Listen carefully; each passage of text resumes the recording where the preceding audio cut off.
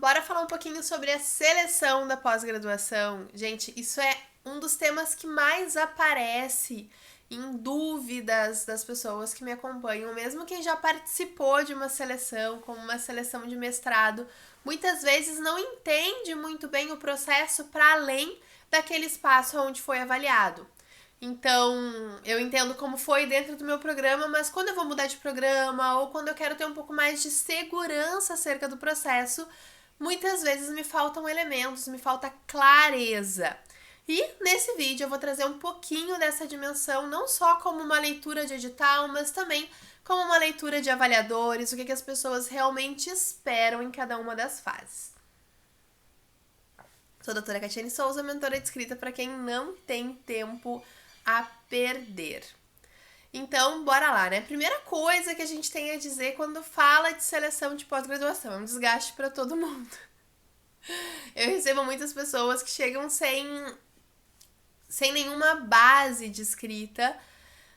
Algumas pessoas que, inclusive, às vezes dizem assim, não, mas eu vou fazer só a seleção, tá aí o depois. Então, a gente precisa ver primeiro, né? A seleção, ela é parte de um todo, ela é parte de um contexto. Se a gente já entra na seleção com um pouco mais de insegurança sobre o que será feito, certamente isso vai voltar e vai refletir ali ao longo da nossa escrita. E não caiam na ideia de que depois é só escrever. Nunca é só escrever. E só escrever não é uma tarefa fácil. Só que isso é papo para um outro vídeo. Vamos lá, uma coisa de cada vez, né? Quando a gente pensa em seleção de pós-graduação, o que eu preciso dizer para vocês? Depende. Gente, isso deixava meus alunos loucos. Porque sempre a resposta pra mim é depende. Depende do contexto, depende da situação. Tu só tem que me provar, se tu for meu aluno fazendo uma prova minha, que tu entende do que depende essa resposta. Nesse caso, eu vou te dizer. Depende primeiro do programa. Muitas vezes, dentro de uma mesma universidade ou em universidades diferentes, quando a gente troca a área, a forma da seleção muda. Então, por exemplo, a gente tem por padrão, num edital padrão aí vai ser o quê? Pré-projeto, entrevista, prova e daí outros aspectos, né, e análise de currículo.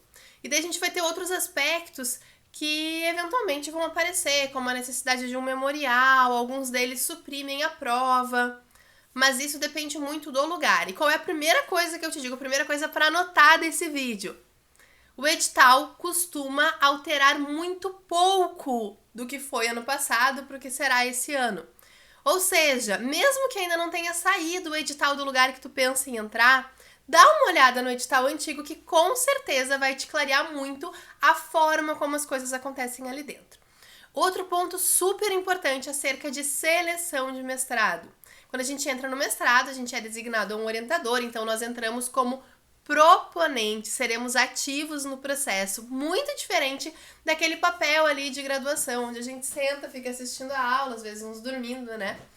E recebe de forma passiva. Então, no mestrado, eu estou ativo, criando esse processo, criando um projeto, e por isso essa avaliação do projeto que será desenvolvido. E essa seleção, ela costuma acontecer de duas formas diferentes. Ou pro programa de pós-graduação, e daí quem entra depois, os melhores colocados, vão sendo designados para os orientadores e tal, ou direto pro orientador. Em qualquer um dos dois casos, é importante que quando tu pensa em fazer um processo seletivo, tu já escolha, já tenha ali no teu radar 1, 2 orientadores. Por quê? Mesmo que eles não estejam fazendo parte da banca daquela seleção. E mesmo que tu venhas a não trabalhar diretamente com eles, usar o que eles fazem como um modelo mostra para os avaliadores que tu tens noção de como as coisas costumam funcionar dentro daquele PPG. Então, eventualmente, a gente descreve algum método ou alguma coisa já prevendo o uso de algum equipamento que eu sei que tem lá dentro porque aquele professor usa. Então, eu começo a mostrar que eu estou ambientado, que eu tenho segurança, que eu sei por onde passa a água debaixo do rio. Nossa, era debaixo da ponte. Que eu sei por onde passa a água por debaixo da ponte. Vocês viram? Ó, o nível, né? De cansaço. Todo mundo anda cansado por aí também, né? Tô sabendo. Então, Sabe por onde passa a água por debaixo da ponte? É isso que eles querem ver no teu projeto. Já vou entrar direto nesse ponto, tá, gente? Por quê? Porque a prova, vocês vão ter ali uma literatura, se tiverem acesso a uma prova anterior, tende a seguir o mesmo padrão. Quando eu já escolho esse orientador ali, 1, 2, para ter, como eu disse, né, no radar, eu começo a ter noção de como ele costuma construir, inclusive as relações com os alunos. E, gente, não tem nada de errado entrar em contato com o orientador antes da seleção, tá? As pessoas aceitam profissionais que tenham interesse no seu tema de pesquisa para participarem do grupo de pesquisa. Então, assim, manda um e-mail. Olá, professor. Vi que você desenvolve pesquisas nessa linha. Tenho interesse, deixe-me apresentar brevemente. Eu sou essa pessoa, tenho essa formação, tenho essa experiência e esse interesse. Penso em desenvolver algo mais ou menos nessa linha. Podemos marcar uma conversa? Gostaria de conhecer um pouco melhor o seu grupo e a sua atuação. Gente, não tem nada de errado em passar um e-mail desses. Qual é o problema desse e-mail? É o professor que olha para esse e-mail, não responde para um aluno desconhecido, olha para o lado e ajuda o seu aluno que está sentado na cadeira ao lado. Esse processo de responder a quem está do lado e não responder o e-mail, que é antiético, e não o enviar o e-mail, entende? Porque o que eu costumei ver, e inclusive era uma coisa que meu orientador fazia que eu achava incrível, ele recebia todo mundo que mandava esse tipo de comunicação da mesma forma como ele conversava com nós, alunos que já éramos da casa, o que tornava um processo mais íntegro. Afinal de contas, todo mundo tinha esse lugar de sentar e conversar com ele. O outro extremo seria o quê? Não respondo, nem para quem tá do lado de dentro comigo e nem para quem tá querendo entrar. E tá tudo certo. Então, o ético ou não ético não vem dessa tentativa de comunicação, e sim da forma como esse professor aborda. Manda essa mensagem, vai. Se te convidar para um café, para um encontro do grupo, conhece, vê se faz sentido para ti antes de mais nada, porque são 2 anos, é cansativo. Vai passar ali um ano inteiro envolvido com disciplina, vai te tomar no mínimo uns 3, 4 turnos só em disciplina. Vai ter o período para participar do grupo de pesquisa, para pensar a tua pesquisa. Então, é necessário que tenha, na medida do possível, sempre uma certa expectativa de que, ok, esse lugar é um lugar que faz sentido para mim. Proficiência, gente, proficiência é importante. Em alguns lugares eles pedem para entrar, não em todos. Alguns pedem para qualificar e outros pedem para que tu saia com o diploma, né? Porque, enfim, sair a gente pode sair a qualquer momento, ainda que não seja interessante pro lugar. Todo o PPG é avaliado pelos alunos que entram e pelos alunos que saem, o tempo que eles levaram para fazer isso, além de publicações e tudo mais. Então, toda vez que um aluno pede uma prorrogação, ou toda vez que um aluno se desliga ou é desligado sem finalizar, isso diminui a avaliação do PPG. E quanto menor a avaliação do PPG, menos verba ele ganha, menos autonomia ele tem na hora de administrar esses recursos.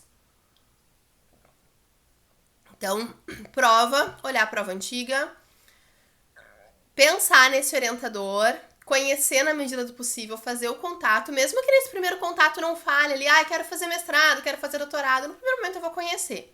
E depois que eu conheço, eu vou desenvolvendo a minha conversa, comento, tô pensando em entrar, mas daí já trazendo um pouco, né, da ideia que eu tive e entendendo como essa ideia vai fazer sentido dentro daquele contexto, dentro do programa, dentro da forma como aquele professor trabalha. Kátia, quer dizer então que eu não posso propor algo novo? Pode.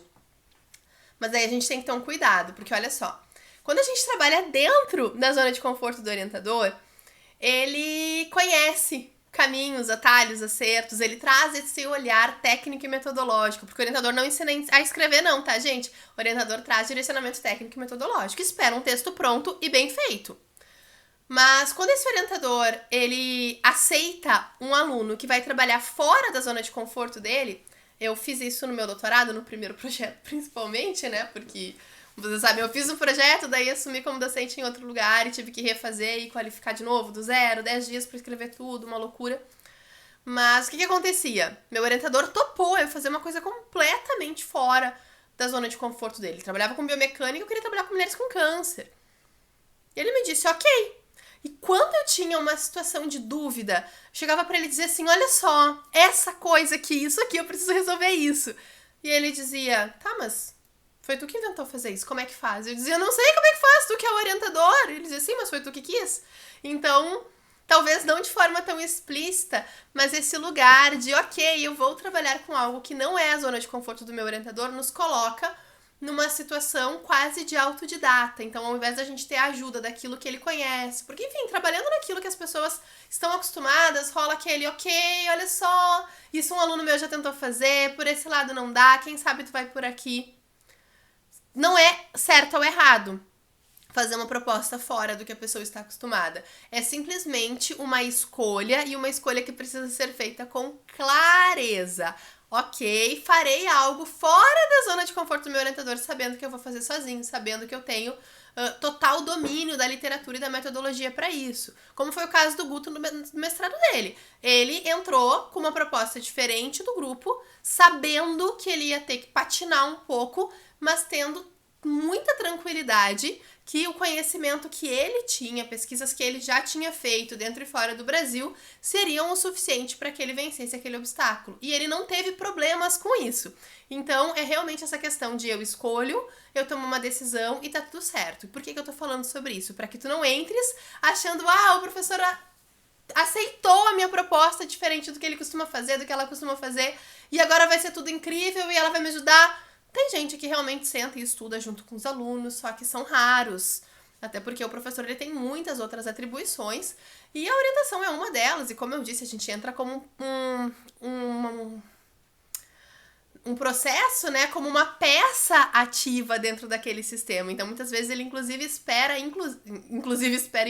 hoje tá algo, né? Inclusive, eles esperam muitas vezes que esse aluno de pós-graduação oriente quem tá fazendo iniciação científica, oriente quem tá fazendo TCC. E a gente entra na expectativa de ser orientado, de ser direcionado, de ensinar, de ser ensinado acerca desse processo de escrita, principalmente, e desse fazer pesquisa.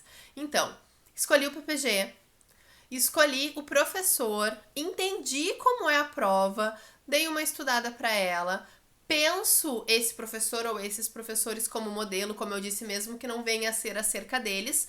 Os professores da banca vão perceber que é um projeto similar ao que se realiza naquele espaço, e nesse momento de entrada, é isso que eles querem ver num projeto. Um projeto para entrada na seleção, ele serve para mostrar, esse aluno sabe por onde passa a água por debaixo da ponte, ou seja, ele conhece um pouco da literatura, base do que ele está propondo, sabe sobre métodos de pesquisa e sobre o que a gente costuma realizar aqui, ou seja, com relação a capacidade técnica, metodológica, pessoal, financeira, para que a gente não faça nenhuma proposta absurda ou muito diferente do que se costuma fazer, principalmente nesse momento de entrada. Esse aluno está adequado a isso e tem uma proposta que, se mestrado caiba em 2 anos, com certeza vai ser realizado em 2 anos e vai ter o aprofundamento suficiente para justificar a titulação de mestre ao final. O que eu quero dizer com isso? Não adianta fazer uma proposta megalomaníaca que a banca vai olhar e vai dizer, uau, incrível, isso aqui podia ser até um doutorado, mas não cabe em 2 anos. Então eu estou mostrando o quê? Uma falta de preparo, estrutura e conhecimento da minha parte. Da mesma forma, pensar num projeto que caiba em 2 anos e que não seja ali um projeto inovador, um projeto que tenha uma justificativa adequada, que vai trazer um avanço no conhecimento, também não justifica, né? Então, é meio que essa balança, vamos dizer assim, que a gente busca aí um certo equilíbrio e que é avaliado dentro do programa. Então, a gente vai ter ali se o objetivo está bem definido, se o método não é contraditório entre si, se eu descrevo para cada objetivo como ele será atingido, e se eu tenho esse embasamento aí da literatura e da justificativa do tá e daí para que fazer esse projeto, ok? E isso me traz que tipo de avanço, que tipo de entendimento. Deixa eu olhar aqui minha anotação porque eu já esqueci o que eu já falei, o que eu não falei, tá? Então, a gente tem a prova, o projeto, a análise de currículo, que muitas vezes acaba sendo secundária, acaba não impactando tanto dentro do processo, né, no todo. E a gente tem a entrevista, muitas vezes. A entrevista, ela costuma ser quando o programa faz uma seleção pro orientador, costuma ser esse orientador e uma outra pessoa, até para que a gente não tenha um processo enviesado aí. E essa entrevista ela visa entender, de novo, né, o quanto esse aluno está consciente do que significa ingressar num mestrado, num doutorado naquele espaço. Então, ok, como é que tu vai te manter se tu ganhar bolsa? E se tu não ganhar bolsa, tu vai conseguir? Qual é o tempo que tu vai conseguir dedicar para cá? Porque num primeiro momento, quando a gente entra no mestrado, tem os créditos a serem pagos, né? As disciplinas a fazer, costuma ser um turno, normalmente assim por padrão. A gente vai ter aí 1 ano com 3 turnos em disciplinas, aí 3 turnos por semana. Daí mais um tempo que eu vou trabalhar escrevendo meu projeto, planejando, desenvolvendo, mais um turno que eu vou de alguma forma contribuir com um grupo com outros alunos, a gente já tem aí no mínimo 20 horas, né? Se eu ganho bolsa, eu passo a ter uma dedicação exclusiva, ou seja, eu preciso ter ali disponível, é o que se espera num primeiro momento, 40 horas semanais. Tá, mas e se tu não ganhar bolsa, tu vai fazer o quê que tu consiga te manter dentro desse período e ainda assim trazer a disponibilidade, né, entregar esse tempo, essa energia necessária para o programa. Esse tipo de pergunta funciona em alguns sentidos para ter um pouco mais de segurança, ou pelo menos de expectativa de que aquele aluno que entra realmente vai terminar. Afinal de contas, se o aluno não termina, baixa, como eu já expliquei lá no início do vídeo, todas as questões de avaliação e, consequentemente, de condições ali que esse programa vai ter de receber recurso e de administrar esses recursos de forma mais autônoma. Então a gente tem aí 7 níveis de avaliação, a partir dos 6, se eu não me engano, eles recebem o dinheiro de forma mais autônoma, e os mais baixos começam a ficar aí a perigo, vamos dizer, como acontece dentro da própria graduação, né? Então essa entrevista, ela serve para alinhar a expectativa. Ok, e se tu tiver que ajudar um aluno, e se tu tiver que ajudar um aluno com algo que tu não sabe, porque também existe muitas vezes a necessidade desse papel. Eles querem ver a tua expectativa de produção com relação a artigos, principalmente em doutorado, como foi o mestrado, se não publicou muito, por que não publicou muito, o que está sendo feito com relação a isso. Eles querem ver o teu tempo, a tua energia, a tua disponibilidade e a tua consciência acerca daquele espaço. E, de novo, gente, se eu já entrei em contato com o professor, se eu já tenho uma ideia do que um professor daquele lugar cobra, exige, de como é a cultura daquele ambiente, de como aquele professor costuma trazer aí esse olhar, essa cobrança para os alunos, eu posso, inclusive, me preparar para responder a isso, sabendo o que costuma ser preconizado. Então, por exemplo, eu venho de um PPG, ou melhor, de um grupo de pesquisa, não era bem um PPG, que exigia presença integral, constante, final de semana, o que tu faz da meia-noite às 6 da manhã. Eu era a pessoa que ficava no laboratório, que virava as noites, que fazia 30 horas direto, mas essa era a demanda daquele espaço. E ainda assim, quando eu cheguei no doutorado, extremamente nervosa com a seleção, já tendo feito ali graduação, especialização, mestrado nesse mesmo espaço, nesse mesmo grupo, eu fui questionada, ok, e cadê as produções do mestrado? Porque teu Lattes não aumentou tanto assim. Durante o doutorado, ali mais pro final do doutorado, eu botei um monte de artigo na rua, tive um ano que eu publiquei 8 artigos, então esse resultado ele veio, só que ele veio um pouquinho atrasado e eu tive que justificar esse atraso. Por que isso não aconteceu enquanto tu estava no mestrado? Sabe qual foi a resposta? A resposta verdadeira, né? Porque sempre tem a resposta que a gente dá durante a seleção e depois ajusta isso e tem a resposta verdadeira. A minha resposta verdadeira é que eu respondi tanto a demanda do laboratório, criando projeto, organizando coisa para CEP e criando projeto de extensão, de pesquisa, ajudando outros alunos, que eu deixei a minha produção de lado. E aí vem um outro ponto extremamente importante quando a gente fala em seleção de pós-graduação. Entre conhecendo os teus limites. Mais vale para esse espaço um aluno que diga, daqui eu não consigo passar, eu não consigo ajudar mais, porque eu preciso manter a qualidade, a excelência e garantir que o que eu me propus a fazer será muito bem feito, do que alguém que fica se enchendo de coisa, se enchendo de tarefa, respondendo a todos os incêndios e demandas e não estará preparado para suas coisas. As suas coisas vão virar um incêndio, a escrita não vai representar o conhecimento nem a qualidade possível, porque vai ser feito numa situação de muita correria, muito perto do prazo. Então lembrem sempre que vocês são ativos e que se espera sim que vocês ajudem em muitas coisas, só que ao mesmo tempo o principal compromisso de vocês é com o projeto de vocês, e esses limites por vezes precisam ser estabelecidos em todos os sentidos. com relação ao tempo, com relação à coleta. Mas coleta só mais esse dado que depois dá um artigo. Coleta só mais isso aqui que depois a gente pensa como usa. E nessas, às vezes, a nossa coleta demora o dobro de tempo, o processamento de dados fica algo infactível. Então, entre com essas limitações bem pensadas, porque quando a gente não tem essa clareza, a gente vai respondendo. E muitas vezes o PPG, ele se forjou numa cultura da velha academia que exige 100% do aluno. Só que a gente não pode entregar 100% para o PPG. O PPG, ele é um aspecto da vida e ele tem que caber como tal.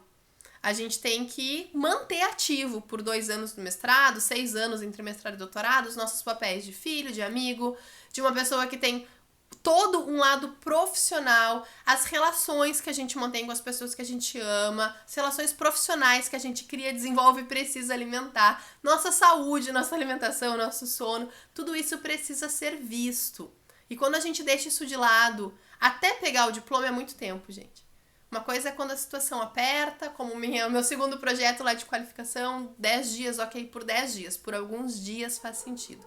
Quando a gente pensa isso e acaba se tornando algo permanente, a gente está plantando um problema. E nem sempre vale tudo isso. Porque tem coisas que se a gente perder no meio do caminho, vão pesar muito mais para nós como algo que a gente não deveria ter feito. E eu não digo isso no sentido de não se dediquem para um mestrado. Eu digo isso no sentido de procurem formas de não deixar de lado aquilo que continuará sendo importante na tua vida daqui a 5 anos, daqui a 50 anos, enquanto tu constrói o teu diploma.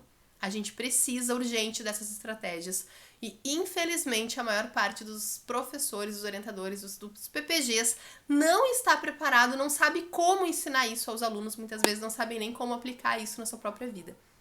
Essa semana eu recebi um menino querendo saber sobre o meu trabalho e eu achei incrível, eu fiquei muito feliz, porque ele chegou através de uma indicação da orientadora dele do meu trabalho. A orientadora dele indicou para ele vir atrás do meu serviço, entender as minhas mentorias, ser acompanhado para que eu possa auxiliá-lo.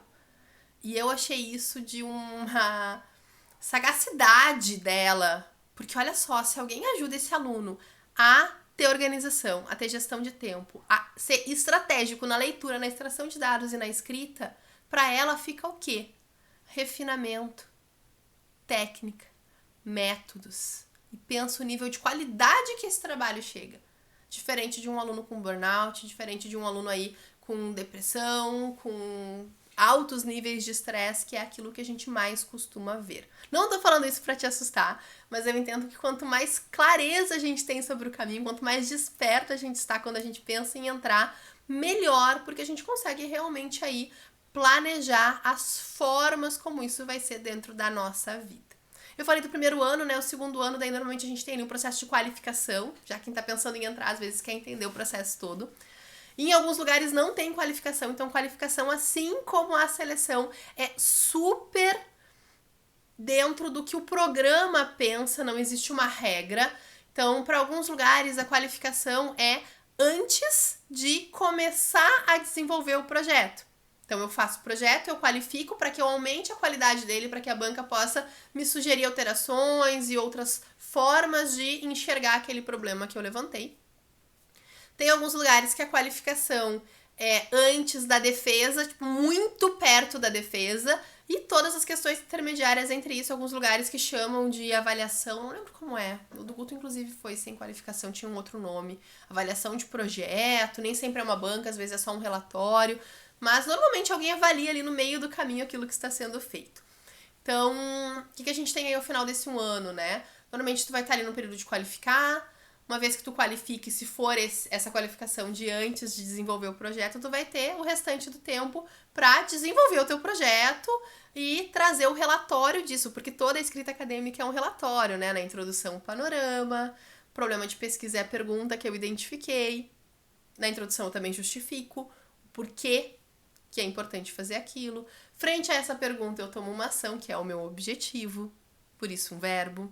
Se eu preciso de mais de um tópico para responder esse objetivo, eu vou ter objetivos específicos. Nos meus métodos, eu descrevo como eu vou atingir cada um desses objetivos. Para cada um dos objetivos, ou seja, para cada passo que eu descrevi nos meus métodos, eu vou ter um resultado. Para cada resultado, eu vou discutir.